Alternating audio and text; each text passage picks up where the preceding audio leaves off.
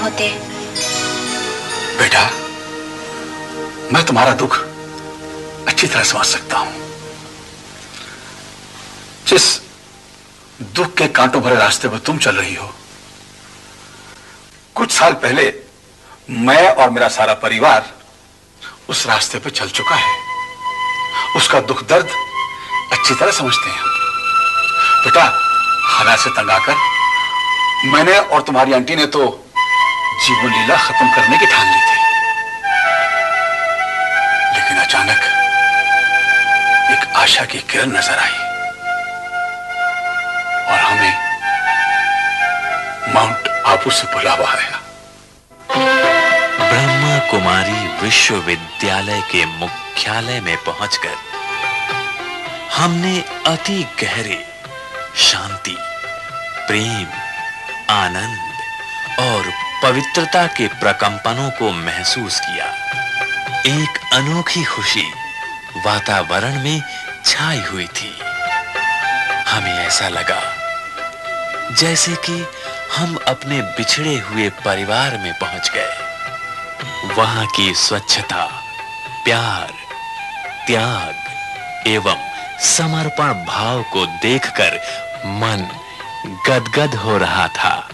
सचमुच अद्भुत था वो दृश्य, जैसे कि वो धरती पर स्वर्ग था। अविराम गति से चलने वाली वहां की अनोखी व्यवस्था में जीवन का स्पंदन महसूस होता था। ऐसा लगता था जैसे किसी ने जीवन के सातों ही सुरों को एक लय, एक ताल में पिरो दिया हो। सारा ही परिसर देखने के पश्चात हमें यह महसूस हुआ कि इसके पीछे कार्य करने वाली निश्चित ही दिव्य अलौकिक शक्ति है, परमपिता परमात्मा शिव, जिनकी यादगार में प्रतिमा बनाकर आज तक भी हम उन पर जल चढ़ाते हैं। स्वयं उन द्वारा दिए गए ज्ञान का लाभ लेने का सौभाग्य प्राप्त हुआ। हमने ये भी अनुभव किया कि परमात्मा शिव ने एक साकार माध्यम प्रजापिता ब्रह्मा के तन का आधार लिया है और आज भी परमात्मा उनके द्वारा आत्माओं की ज्ञान से पालना कर रहे हैं। शांति स्तंभ पर लिखी हुई उनकी शिक्षाएं जैसे हमें श्रेष्ठ बनने की प्रेरणा दे रही थी। प्रजापिता ब्रह्मा का वो स्थान जहां एकांत में बैठकर वो पत्र लिखा करते थे और वो झूला जिस पर बैठकर वो अक्सर योग की मस्ती में डूब जाया करते थे, मन पर एक गहरी छाप छोड़ जाता है। देश विदेश की अनेकों आत्माएं वहां तपस्या कर अपने जीवन को कमल समान बनाने का आज भी प्रयास कर रही हैं। अरावली के उस सुरम्य पर्वतीय आंचल में तपस्या करते उन योगियों के बीच पहुंचकर हमारी जीवन सुरभि पुलकित हो उठी। जीवन के वे सुंदर लम्हे भुलाए नहीं जा सकते। हम ऐसे स्थान पर पहुंच गए थे जहां से सर्व दिव्य गुणों का फव्वारा सारे विश्व को शांति और प्रेम की शक्ति दे रहा था। वहां की तपस्विनी बहनों के नैनों में रूहानी प्रेम तथा कांतिमय चेहरे की आभा की झलक अनेकों को प्रेरणा दे रही थी। जैसे स्वयं प्रेम के सागर भगवान का साक्षात्कार करा रही थी। और यह वो स्थान था जहां हमें राजयोगिनी बहनों से ज्ञान सुनने का मौका मिला। उस स्थान का नाम था international centre for higher learning. ओम शांति। योग अर्थात संबंध, जोड़ या मिलन। हर व्यक्ति का किसी व्यक्ति, वस्तु, वैभव से तो योग होता ही है। इसलिए यूं तो हर व्यक्ति योगी है, लेकिन राजयोग का अर्थ है आत्मा का परम आत्मा से मिलन। राजयोग के द्वारा साधक अपनी कर्मेंद्रियों और ज्ञानेंद्रियों पर नियंत्रण कर उनका राजा बन जाता है। इसलिए आत्मा और परमात्मा के मिलन को ही राजयोग कहा जाता है। और फिर दूसरे दिन हमें यह जानकारी मिली, राजयोग के अभ्यास के लिए स्वयं का ज्ञान अति आवश्यक है। मैं शरीर नहीं, परंतु शरीर को चलाने वाली एक चैतन्य दिव्य ज्योति बिंदु आत्मा हूं।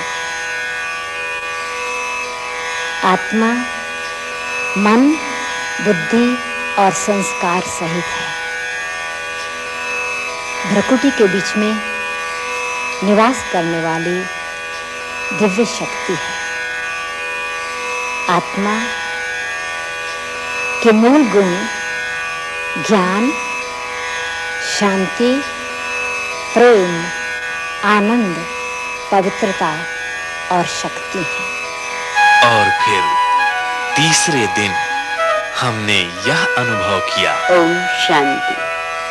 जिनसे हमें योग लगाना है उस परमात्मा का संपूर्ण परिचय अति आवश्यक है। हमारी ही तरह परमात्मा भी अणु से भी सूक्ष्म दिव्य ज्योतिर्बिंदु स्वरूप है। रूप में बिंदु और गुणों में सिंधु के समान परम पिता परमात्मा शिव शांति के सागर हैं, आनंद के सागर हैं, प्रेम और शक्ति के भी सागर हैं। परम पिता परमात्मा का हम सर्व आत्माओं के प्रति अब यही संदेश है कि यदि हम अपने को आत्मा समझ उन्हें याद करें तो अपने जीवन में सच्चा सुख एवं शांति की प्राप्ति कर सकते हैं तथा सर्व समस्याओं से मुक्त हो सकते हैं।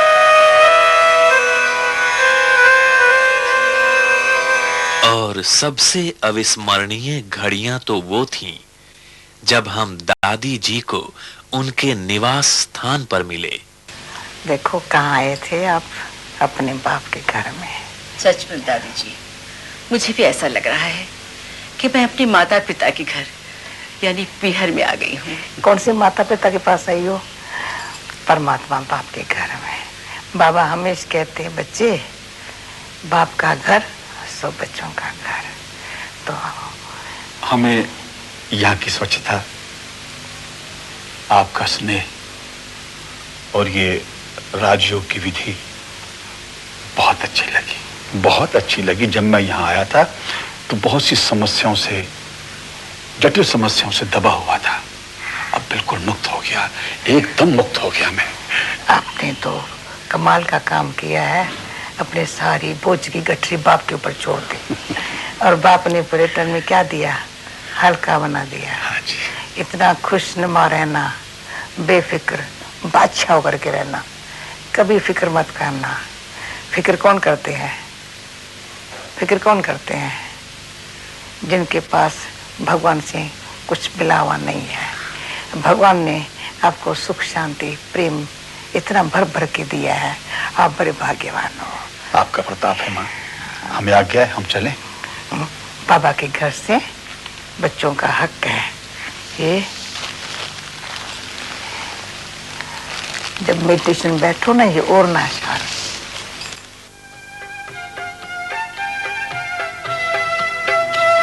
फिर आध्यात्मिक संग्रहालय से हमें जीवन जीने का एक नया दृष्टिकोण प्राप्त हुआ।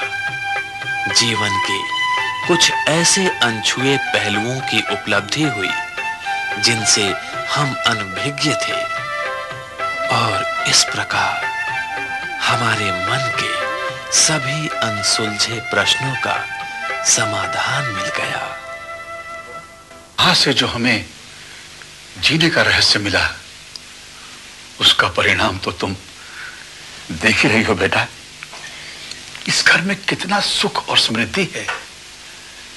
हौसला रखो बेटी। जिस तरह से परमात्मा के ज्ञान और राजयोग से हमारे घर में सुख, शांति और समृद्धि आई है, उसी तरह से तुम्हारे परिवार में भी परिवर्तन अवश्य होगा। आगे क्या होगा ये तो मुझे नहीं पता, मगर आपकी बातें दिल की गहराई तक ठंडक पहुंचा रही है। ऐसा लगता है आप लोग बोलते रहे और मैं सुनती रहूं, मगर मेरे ऐसे नसीब कहाँ। अच्छा, तब मैं चलती हूँ। घर देरी से पहुंचूंगी तो कोहराम मच जाएगा।